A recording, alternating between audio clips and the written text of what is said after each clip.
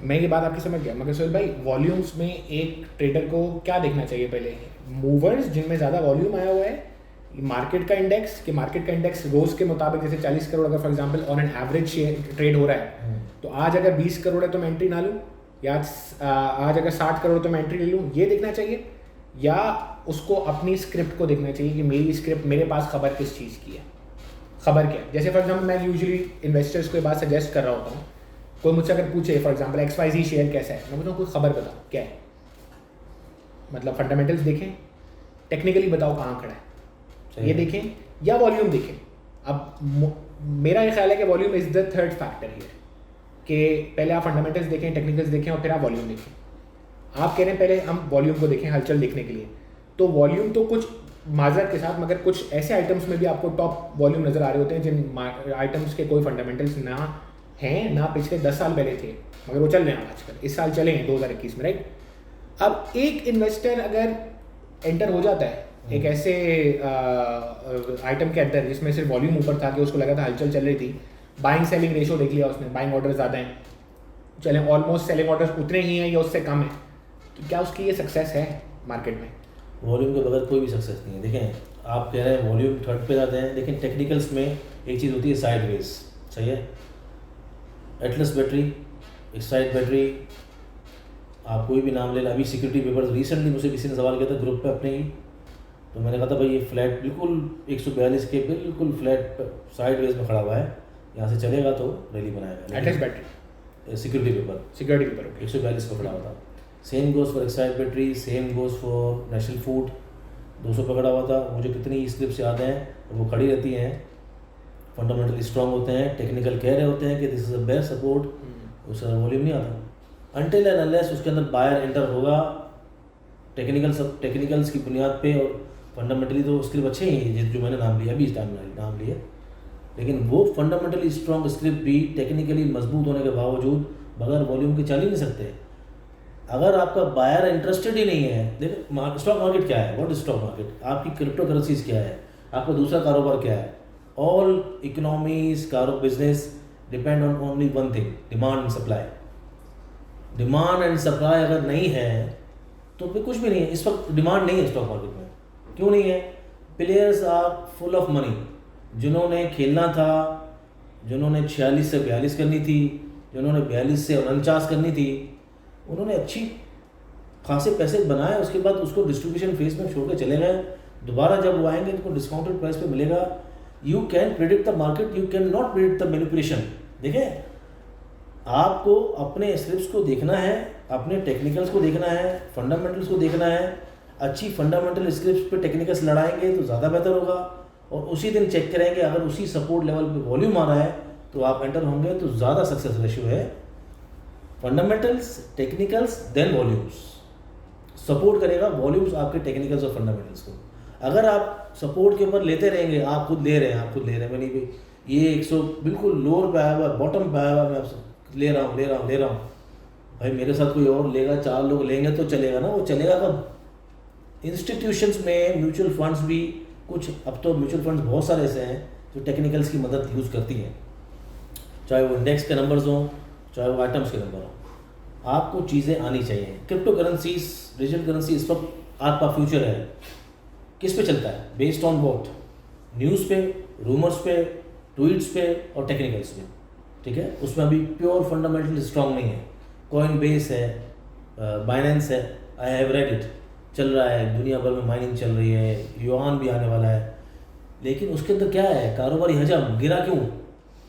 इतना गिरा क्यों? BTC 29,000 की डिप आई, क्यों गिरा? कैसे गिरा? डिमांड खत्म हो गई, प्रेशर में आ गए लोग। लेकिन जो लेके जाते हैं स्क्रिप्ट को 64,000 तक, 65,000 तक, उन्होंने डिस्ट्रीब्यूशन करना था, कर दी। 4-5 न्यूज़ें लगवा दी कि भाई इसमें ये ख़राब होने वाला, उसमें ख़राब होने वाला। इनको जब डिस्काउंट पे मिला 20, 25, 24,000 के एवरेज के ऊपर, फिर न्यूज़ें अच्छी लगा दी। इसी तरह same goes for every market, stock market भी यही है। सुहेल भाई, लास्ट जो GHNI गंधारा का अपर लॉक था, कैप 310 रुपये पे हुआ था, उस दिन इसका वॉल्यूम 68,000 था। और अगर आप उसके वॉल्यूम्स को नोटिस भी करते आए ना, तो उससे एक हफ्ता पहले नहीं, मैं तो उसको 2 महीने से देख रहा था, उसके volumes compared to a penny stock, compared to any stock which is between 200 to 100 और 100 to 200 बहुत पीछे थे। मैं उसके एक और साथ चीज़ बताता हूँ। INIL एक शेयर इंटरनेशनल इंडस्ट्रीज, मई में इसकी प्राइस एक दफ़ा टच करके आई 190 रुपीज़, वॉल्यूम्स उस दिन थे 23,000। ये शेयर जून के अंदर 221 रुपये टच करके आया, वॉल्यूम्स फिर भी 1 लाख से ज़्यादा नहीं थे, मगर शेयर कैप करे थे। हाँ देखिए, जो जिन स्क्रिप्ट्स के बारे में आप बात कर रहे हैं ना, या जो लिमिटेड चीज़ें होती हैं जो फंडामेंटली बहुत स्ट्रॉन्ग हैं, जिनके पीछे फंड्स भी होते हैं, जो टेक्निकली भी कभी मूव कर जाते हैं अप एंड डाउन, कुछ स्क्रिप्ट्स का तो टेक्निकली मूव भी होता है विदाउट वॉल्यूम, मतलब बहुत कम वॉल्यूम के साथ। उस क्यों आप बोलेंगे आप उसमें वॉल्यूम क्यों नहीं? उसमें बात ये होती है कि देखें, उसमें एक तो फ्री फ्लोट कम होता है, न्यूज़ ड्रिवन होती हैं। देखिए, स्टील सेक्टर के बारे में कुछ आ गया भाई कि हाँ लार्ज स्केल मैन्युफैक्चरिंग ने इतनी ग्रोथ कर दी है तो कोई चीज़ चल गई। गंधारा के बारे में जब आप बात करें तो उस दिन शरिया कंप्लेंट की न्यूज़ आई थी, KMI 30, इसलिए कैप लग गया। तो इनिशियल स्टेज पे कुछ बायर्स आते हैं जो शरिया में ज़्यादा पसंद करते हैं बाइंग करना, उससे पहले वो उस आइटम में नहीं घुसते, तो वो कुछ लोगों की बाइंग की वजह से अपर कैप हो जाता है, फिर वो डिस्ट्रीब्यूशन पे आ जाता है। कुछ अच्छी चीज़ें, बहुत अच्छी चीज़ें ना, उसमें चीज़ें मिली भी होती हैं, शरिया कंप्लाइंट में आ रहा है, फ्यूचर कॉन्ट्रैक्ट में है, टोटल नंबर ऑफ शेयर्स कम है, अर्निंग आने वाली है, या उसकी सेल्स के नंबर अच्छे हैं, फ्री फ्लोट कम है, कुछ ऐसी चीज़ें हैं जो बहुत ही ज़्यादा साइड पे होती हैं। या तो स्टेबल स्टॉक्स होते हैं या बहुत स्ट्रॉन्ग होते हैं उसके फंडामेंटल्स। लेकिन ज़्यादातर आप देखेंगे ना, प्लेयर्स उनमें इन्वॉल्व नहीं हैं। आप मार्केट को आप भी जानते हैं, और मार्केट में जो बहुत सारे लोग जो मार्केट को जानते हैं ना, वो हमेशा उन्हीं स्क्रिप्ट्स में काम करेंगे जो खबरों की जीनत होती है, या जो बातों की जीनत होती है, या व्हाट्सएप ग्रुपों की जीनत होती है ना। अल शहीद में काम करेंगे लोग, यूनिटी में लोग काम करेंगे, GGL में काम करेंगे, GGL में काम करेंगे, WTL, देयर इज टेली, हम नेटवर्क, जो भी चीज़ चल रही होगी या जो चीज़ बातों में होगी, उसी के अंदर लोग काम करते हैं और उसी के अंदर कारोबार ये जम जाता होता है। टॉप 10 लीडर्स, टॉप 30 मूवर्स, आप पूरी साल की 1.5 साल की हिस्ट्री निकाल लें, जब आइटम चलना शुरू होती है तो हर 2 दिन बाद वो वॉल्यूम लीडर होती है।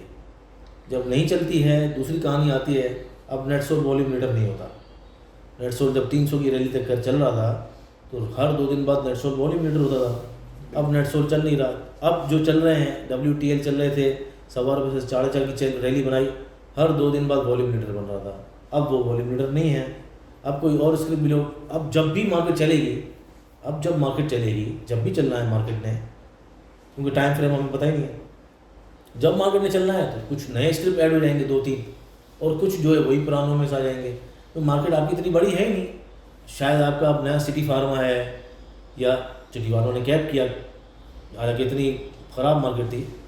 पाकिस्तान एल्यूमिनियम है, सर्विस ग्लोबल है, दी ऑर्गेनिक मीट है, ये जो पिछले 2-3 साल में आगा स्टील है, इनमें से किसी में रैली चल जाए। इतने सारे स्क्रिप्ट जो फ्यूचर कॉन्ट्रैक्ट में आ गए हैं, 86 स्क्रिप्ट्स, उसमें भी हेस्कोल और एनासेल नहीं है।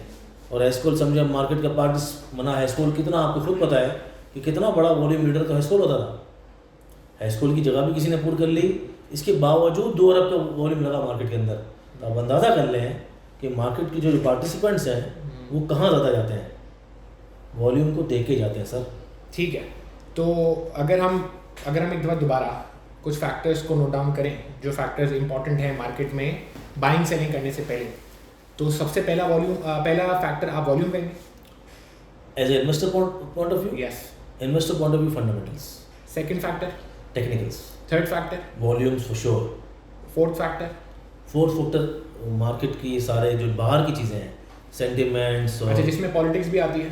Politics for sure. देखें, पॉलिटिक्स के बगैर तो पॉलिटिकल नॉइस होते हुए इन्वेस्टर हाथ डालेगा नहीं कभी भी। इन्वेस्टर को मैं, अगर आप फ्रॉम 1, 2, 3 चलना चाहूँ तो सबसे पहले तो सेंटिमेंट्स देखते हैं। सेंटिमेंट्स में आपकी सारी माशी पॉलिसियाँ और पॉलिटिक्स सब दोनों आ जाती हैं। सर सॉरी, आपकी बात